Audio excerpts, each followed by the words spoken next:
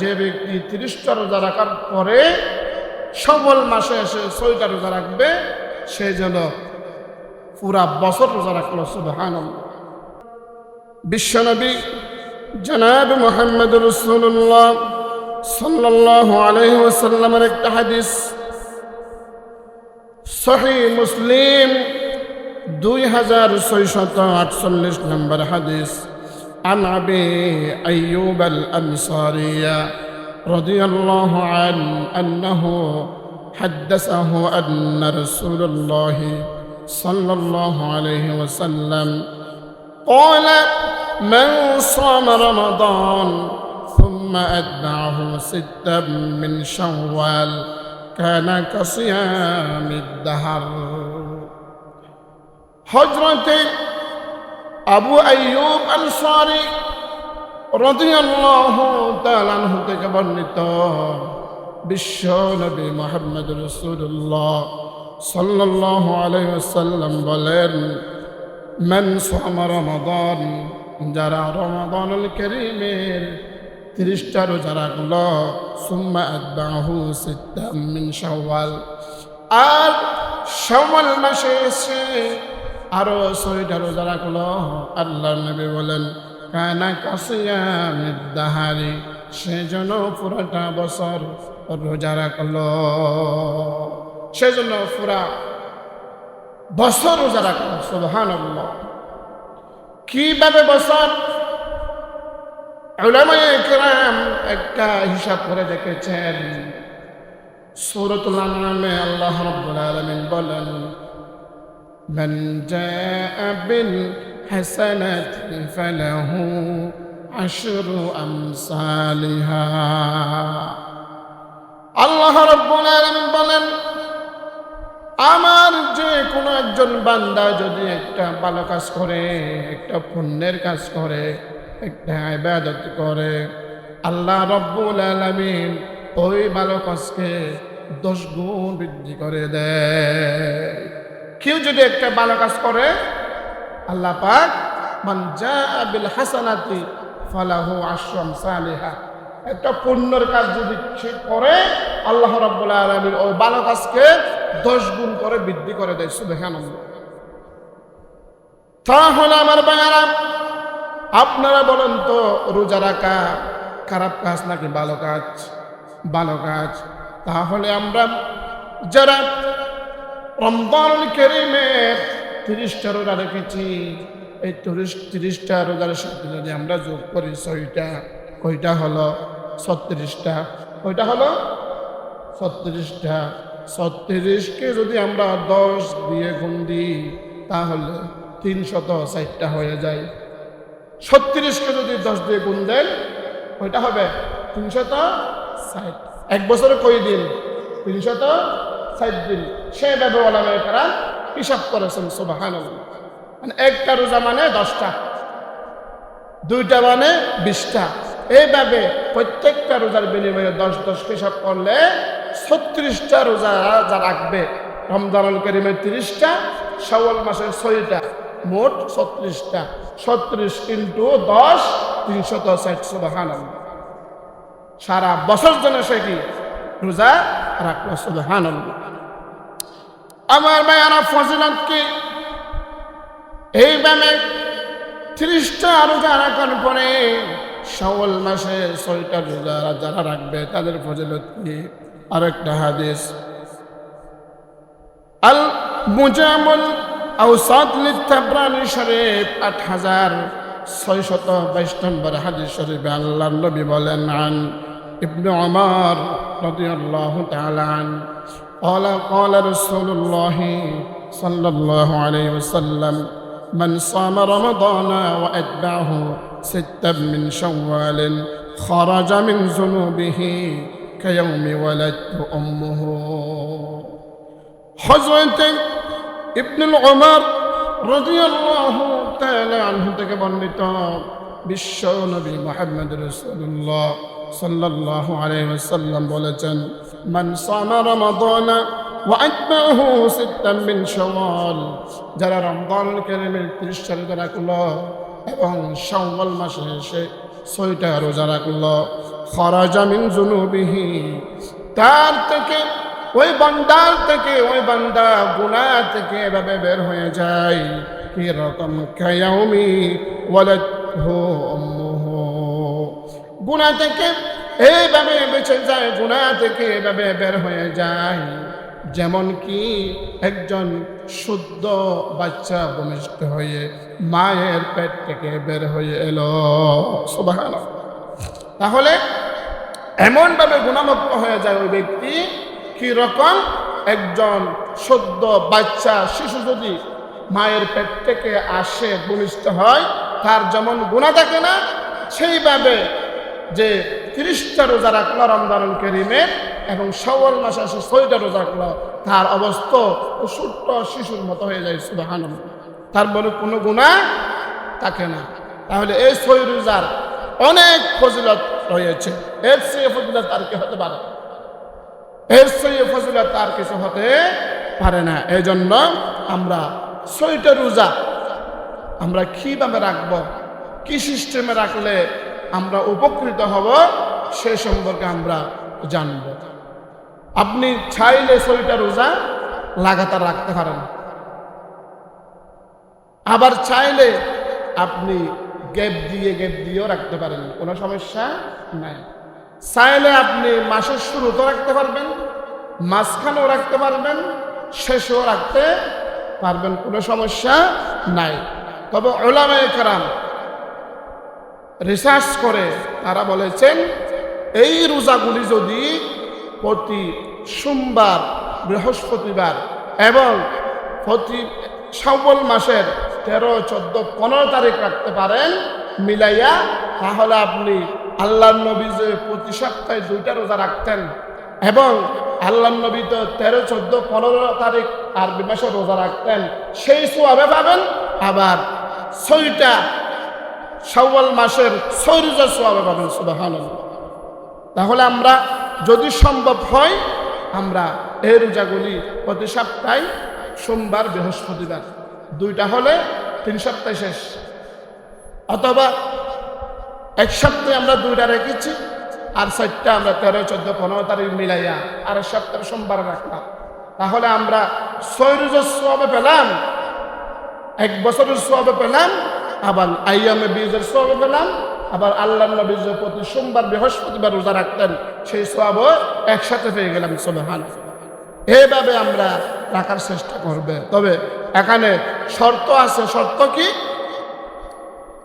30টা রোজা যারা রেখেছে রমজানুল কারীমে, রমজানুল কারীমে 30 রোজার মধ্যে 25টা রাখছে, 20টা রাখছে, 15টা রাখছে, 24টা রাখছে, তাদের জন্য নয়। উলামায়ে কেরাম বলেছেন তাদের জন্য সুযোগ আছে। সুবহানাল্লাহ। কি রকম সুযোগ?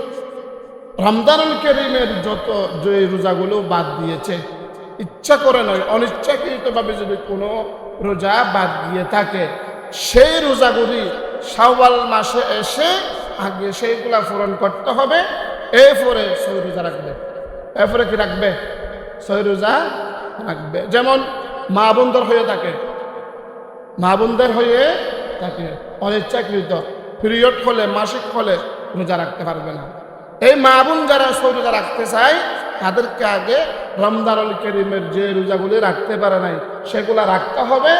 এরপরে হচ্ছে কি 6 রোজা, এরপরে 6 রোজারা আপনারা আপনাদের বোনদেরকে, আপনাদের ওয়াইফকে আপনারা এটা বলে দিবেন যেন ফরজ রোজা রেখে শাওয়াল মাসে 6 রোজা শুরু না করেন। আগে ফরজ রোজা রাখতে হবে, এরপরে কি শাওয়াল মাসে 6 রোজা। এই ব্যাপারে আপনারা বলে দিবেন।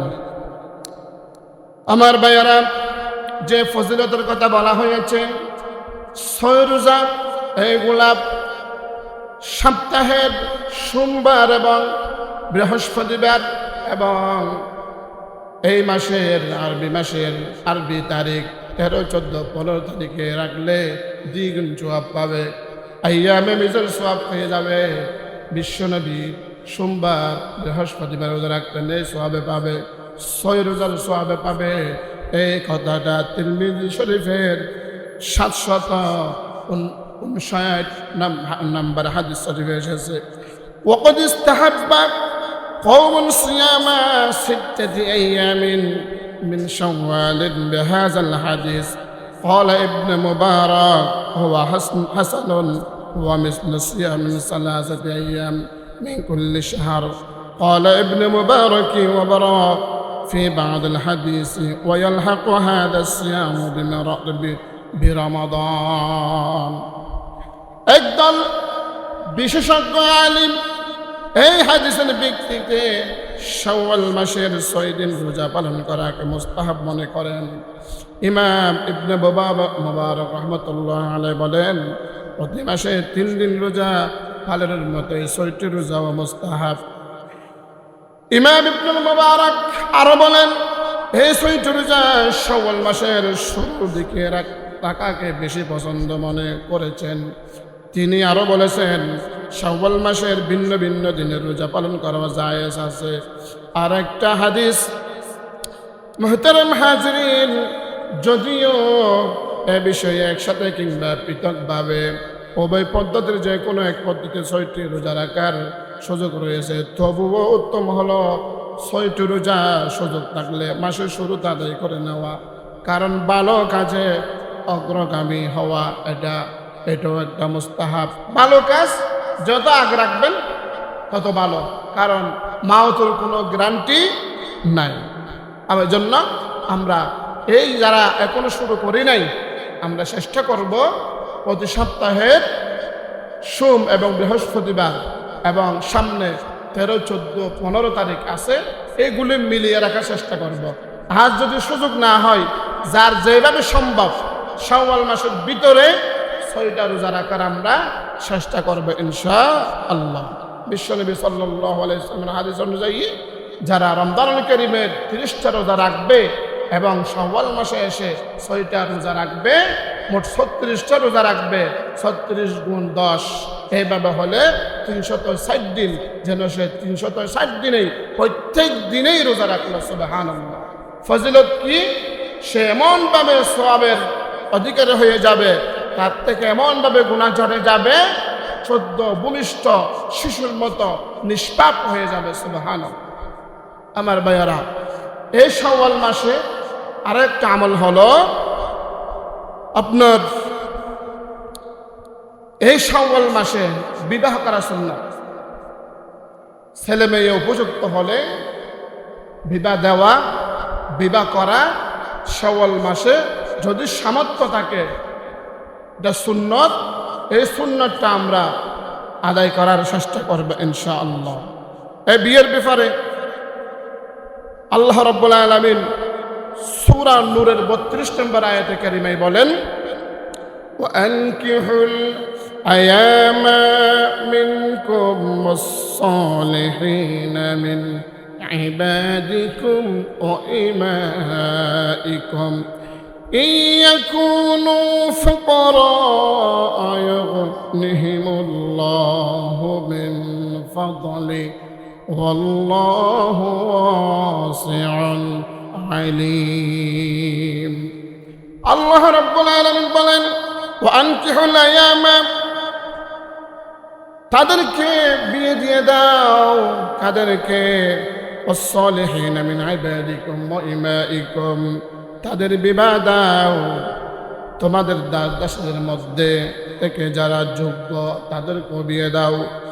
যদি তারা দরিদ্র হয়, ইয়াকুনু ফুকারা ইউগনিহিমুল্লাহু মিন ফাদলি, কথায় আছে বলে গরিব কিভাবে বিয়ে দিব, কিভাবে বিয়ে দিব? গরিব, মহারানার টাকা নাই, বিবাহ শাদীর যে খরচ আছে সেই খরচ নাই।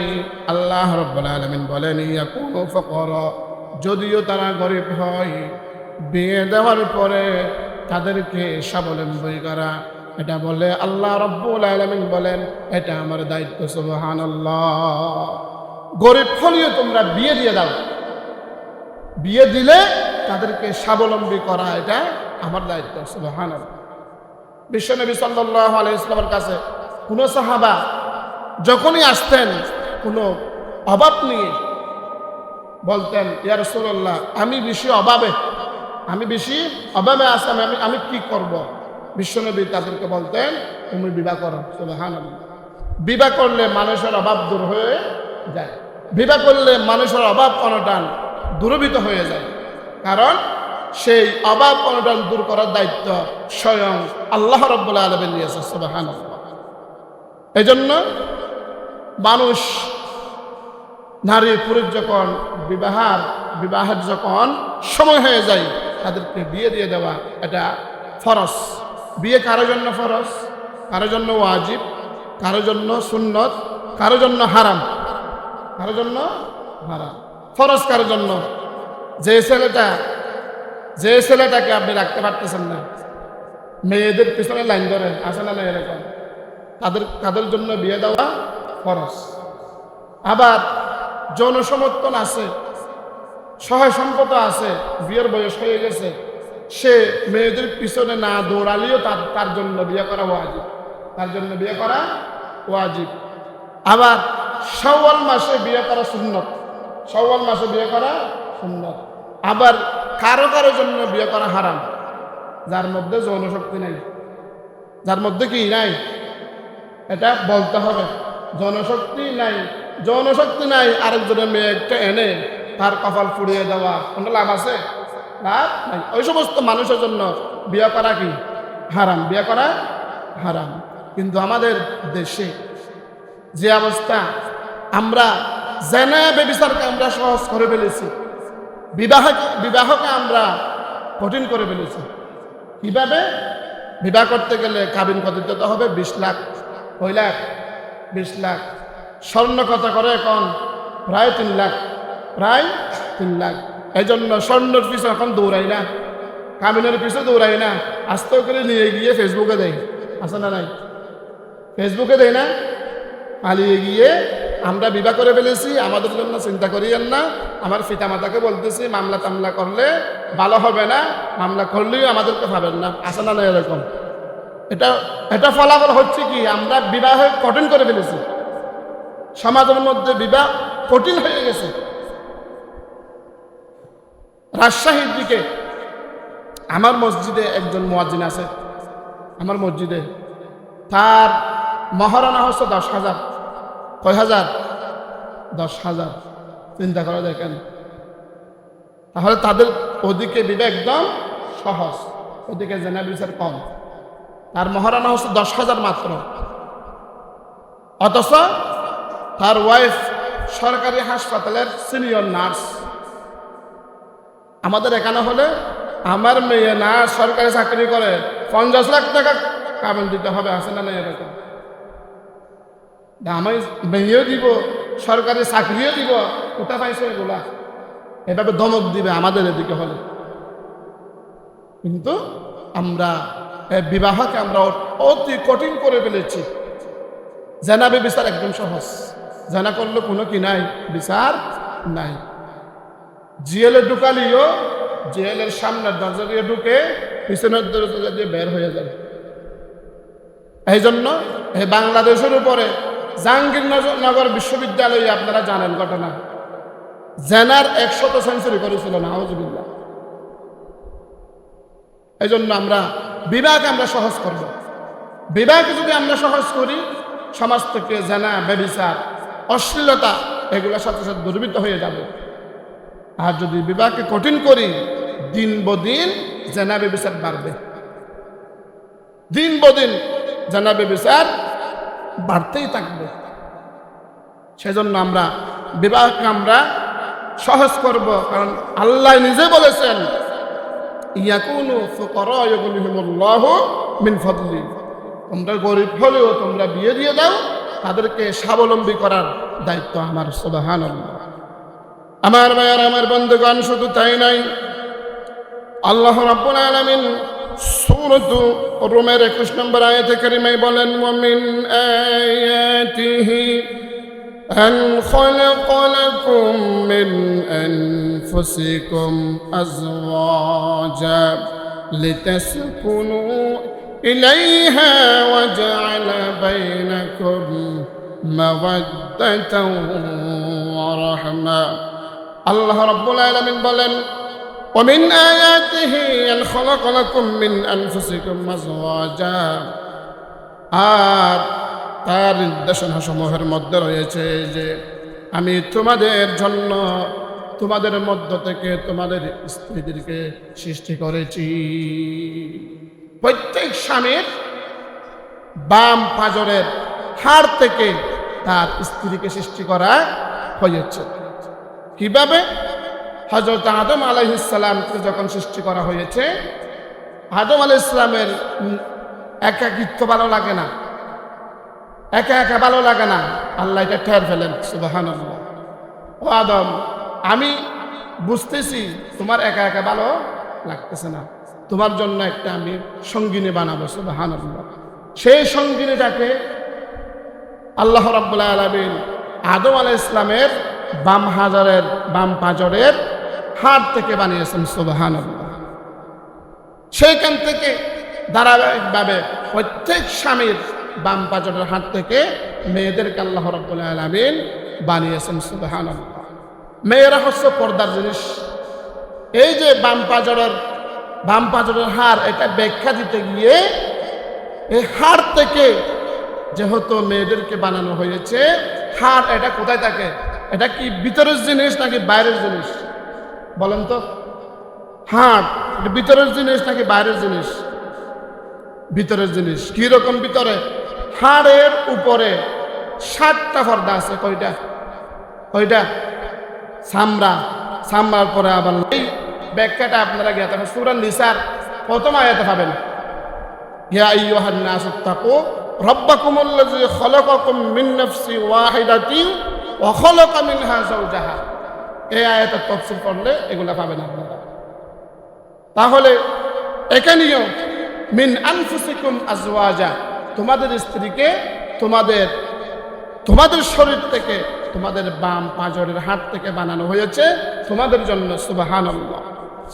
শুধু তাই নয়, আল্লাহ রাব্বুল আলামিন বলেন লিতাসকুনু ইলাইহা ওয়া জাআলা বাইনাকুম মাওয়াদ্দাতান ওয়া রাহমা। কি জন্য বানিয়েছি? এই জন্য আমি তাদেরকে তোমাদের বাম পাঁজরের হাড় থেকে বানিয়েছি একটা উদ্দেশ্যে। এটা কি? তোমরা জানো, তোমরা স্ত্রীদেরকে নিয়ে প্রশান্তি লাভ করো, যাতে তোমরা শান্তি পাও, তাদের দ্বারা যাতে তোমরা শান্তি পাও, সেই জন্য আমি তাদেরকে তোমাদের বাম পাঁজরের হাড় থেকে বানিয়েছি, যাতে তোমরা প্রশান্তি লাভ করো। এখন পুরুষ এই অবস্থা হয়ে গেছে, যতক্ষণ বাইরে থাকে এমন পুরুষ ভালো থাকে, ঘরে গেলে কোনো শান্তি নাই, আছে না নাই? হ্যাঁ, উল্টা। আল্লাহ যেটা বলছে এটার উল্টা। বাইরে শান্তি, ঘরে গেলে কোনো কি শান্তি নাই। এরকম বউ আছে না নাই? দাজ্জাল বউ। হ্যাঁ, কিন্তু আল্লাহ বলতেছে লিতাসকুনু ইলাইহা, যাতে তোমরা শান্তি পাও, যাতে তোমরা প্রশান্তি লাভ করো, সেই জন্য তোমাদের বাম পাঁজরের হাড় থেকে তোমাদের বউকে আমি সৃষ্টি করেছি, সুবহানাল্লাহ। কিন্তু বউর মতো বউ হতে হবে, বউর মতো বউ হতে হবে। শুধু তাই নাই, যদি এভাবে হয়ে যায়, তুমি যদি তোমার বউর উপরে রাজি থাকো, তোমার বউ যদি তোমার উপরে রাজি থাকে, প্রশান্তি যদি হয়ে যায়, আল্লাহ রাব্বুল আলামিন বলেন মাওয়াদ্দাতান ওয়া রাহমা, আমি তোমরা দুইজনের উপরে ভালোবাসা এবং দয়া সৃষ্টি করে দিই, সুবহানাল্লাহ। এইভাবে যদি তারা প্রশান্তি লাভ করে দুইজনের উপরে, তাদের উপরে আমি দুইজনের উপরে আমি ভালোবাসা সৃষ্টি করে দিই, দয়া সৃষ্টি করে দিই। একজন আরেকজনের প্রতি ভালোবাসা, একজন আরেকজনের প্রতি আমি দয়া, এগুলো আমি সৃষ্টি করে দিই, সুবহানাল্লাহ। কিন্তু প্রশান্তি থাকতে হবে। এই জন্য শাওয়াল মাসে আমাদের ছেলে মেয়ে, আমাদের নাতি পত্নী, আমাদের বোন, আমাদের ভাই যারা বিবাহ ব্যবস্থা হয়েছে, সামর্থ্য আছে মোটামুটি, তাদেরকে আমরা বিয়ে দিয়ে দিব ইনশাআল্লাহ। শুধু তাই নাই, বিশ্বনবীর হাদিস সুনান ইবনে মাজাহ 1847 নম্বর হাদিস, عن ابن عباس قال قال رسول الله صلى الله عليه وسلم لم نرى للمتحابين مثل النكاح। আল্লাহ নবী, বিশ্ব নবী জনাব মুহাম্মদ রাসূলুল্লাহ সাল্লাল্লাহু আলাইহি ওয়াসাল্লাম বলেন, লিল মুতাহাব্বিনা মিসকুন্নিহা, দুইজনের পারস্পরিক ভালোবাসা স্থাপনের জন্য কোনো বিকল্প নাই, শুধু একমাত্র বিকল্প ব্যবস্থা হলো, শুধু একটা ব্যবস্থা হলো, সেটা হলো বিবাহ। বিয়ের কোনো বিকল্প নাই একজনের প্রতি আরেকজনের ভালোবাসা স্থাপনের জন্য, ভালোবাসা সৃষ্টির জন্য, বন্ধনের জন্য, একজনের প্রতি একজন মহাব্বতের জন্য, আপনার পারস্পরিক ভালোবাসা স্থাপনের জন্য বিবাহ ব্যতীত কোনো রাস্তা নাই।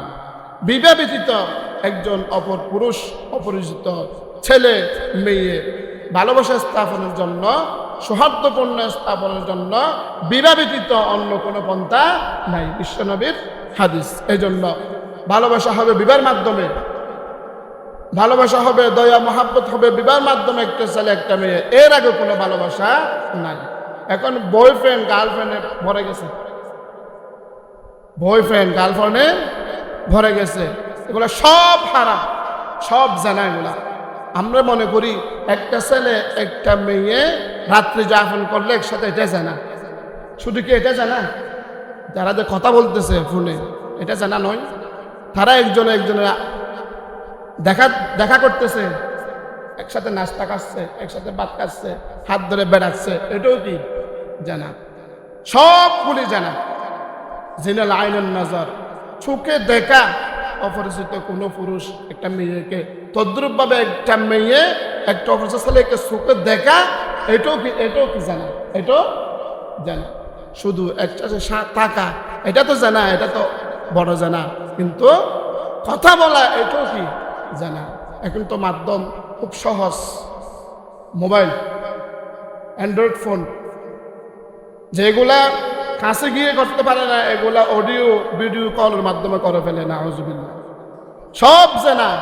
এই জন্য তো আমাদের বাংলাদেশের উপরে মুসিবত দেখতেছেন না, প্রতিদিন মানুষ মারা যাচ্ছে অ্যাক্সিডেন্ট করে। দৌলতদিয়া ঘাটে 26 জন লাশ উদ্ধার করেছে, আপনারা দেখেন না? পুরা বাস উল্টে গেছে, ট্রেনের মধ্যে আগুন, মোটরসাইকেল নিয়ে নিহত, প্রাইভেট কার ধাক্কা খেয়ে একেবারে 4 জন শেষ, একই পরিবারের, আলেম পরিবার। এগুলা সব আমাদের পাপের কারণে, সব আমাদের হাতের কামাই। যাহারুল ফাসাদু ফিল বাররি ওয়াল বাহরি বিমা কাসাবাত আইদিন নাস। জলে স্থলে যত ধরনের ঘটনা ঘটে, যত কিছু হয়, সব মানুষের হাতের কামাই। নাউজুবিল্লাহ। এই জন্য এই জেনা, ব্যভিচার, অশ্লীলতা, এগুলা যদি দূর করতে চাই, আমাদেরকে বিবাহ সহজ করতে হবে। জেনা ব্যভিচার এগুলা কঠিন হয়ে যাবে। এখন উল্টো হয়ে গেছে, বিয়ে কঠিন, জেনা ব্যভিচার সহজ। এই জন্য আমাদের উপরে বিপদ আসতেই আছে, বিপদ যাচ্ছে না। এই জন্য আল্লাহর নবীর এই কোরআনুল আয়াত অনুযায়ী, বিশ্ব নবীর হাদিস অনুযায়ী আমরা আমাদের ছেলে মেয়ে উপযুক্ত হলে, সামর্থ্য থাকলে মোটামুটি আমরা বিয়ে দিয়ে দিব। কখন চাকরি করবে, পড়ালেখা শেষ হবে, সরকারি চাকরি নিবে, বিভক্ত চাকরি নিবে, প্রতিষ্ঠিত হবে, প্রতিষ্ঠিত হতে হতে মাথার চুল পর্যন্ত পড়ে যায়, আছে না নাই? তখন বউ দেখতে গেলে বলে যে এটা কি জামাই নাকি শাশুড়, এরকম জিজ্ঞেস করে, আছে না নাই? ওদের জামাই যেটা দেখতে আসছে, এটা কি জামাই নাকি শাশুড়? প্রতিষ্ঠা হওয়ার পরে গেছে। কিন্তু আল্লাহ নবী বলেছেন, না, তোমরা আগে বিয়ে করো, বিয়ে করলে প্রতিষ্ঠা অটোমেটিক হয়ে যাবে। বিয়ে করলে আল্লাহ নিজে বলতেছেন, ইউগনিহুমুল্লাহু মিন ফাদলি, তাদের স্বাবলম্বী করার দায়িত্ব আমার। সুবহানাল্লাহ। এই জন্য আমরা বিবাহকে আমরা সহজ করব, যেন সমাজ থেকে জেনা ব্যভিচার দূরীভূত হয়ে যায়।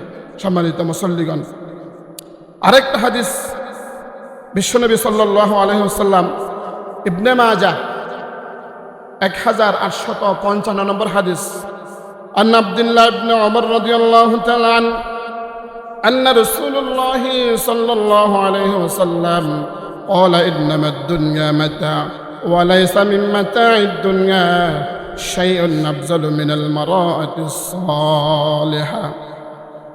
হযরতে আব্দুল্লাহ ইবনে ওমর রাদিয়াল্লাহু তাআলা আনহু থেকে বর্ণিত, বিশ্ব নবী মুহাম্মদ রাসূলুল্লাহ সাল্লাল্লাহু আলাইহি ওয়াসাল্লাম বলেন, ইন্নামাদ দুনিয়া মাতা'উন ওয়া লাইসা মিন মাতা'id দুনিয়া শাই আফজালু মিনাল মারআতিস সালিহা। মানুষের জন্য দুনিয়া হলো একটা শ্রেষ্ঠ সম্পদ, আর দুনিয়ার ভিতরে সবচেয়ে একজন পুরুষের জন্য অতি মূল্যবান সম্পদ হলো আপনার নেককার স্ত্রী। সুবহানাল্লাহ। বিশ্বনবীর হাদিস, তিনি বললেন দুনিয়া হচ্ছে মানুষের জন্য একটা সম্পদ। দুনিয়ার জন্য মারামারি আছে না নাই, হানাহানি আছে না নাই, আপনার সব কিছু দুনিয়ার জন্য। কিন্তু দুনিয়ার মধ্যে সবচেয়ে বড় সম্পদ হলো নিজের একটা নেককার স্ত্রী। সুবহানাল্লাহ। এই জন্য যে ঘরের মধ্যে স্ত্রী ভালো, ওই ঘরটা জান্নাতের টুকরা হয়ে যায়, এবং ওই ঘরের ছেলে মেয়ে যেগুলা হয় এগুলা আপনার নেককার সালেহা আবেদা তৈরি হয়। কিন্তু যে ঘরের মধ্যে মেয়ে ঠিক নাই, ওই ঘরের মধ্যে কিছু ঠিক নাই। এই জন্য বিশ্বনবী বলেছেন দুনিয়া একটা সম্পদ, আবার দুনিয়ার ভিতরে সবচেয়ে বড় সম্পদ হলো নিজের নেককার স্ত্রী। সুবহানাল্লাহ। আমার ভাইয়ারা, এই শাওয়াল মাসের যে আমলগুলি করলাম, 6 রোজা বললাম, 6 রোজা আমরা রাখবো যদি সম্ভব হয়, এবং যদি সম্ভব হয় আমাদের ছেলে সন্তান, মেয়ে সন্তান, নাতি নাতনি এবং ছোট ভাই ছোট বোন যারা বিয়ের উপযুক্ত হয়েছে এই মাসে বিয়ে দেওয়ার আমরা চেষ্টা করব ইনশাআল্লাহ। আমার ভাইয়ারা, আমাদের এই মসজিদের সম্মানিত সেক্রেটারি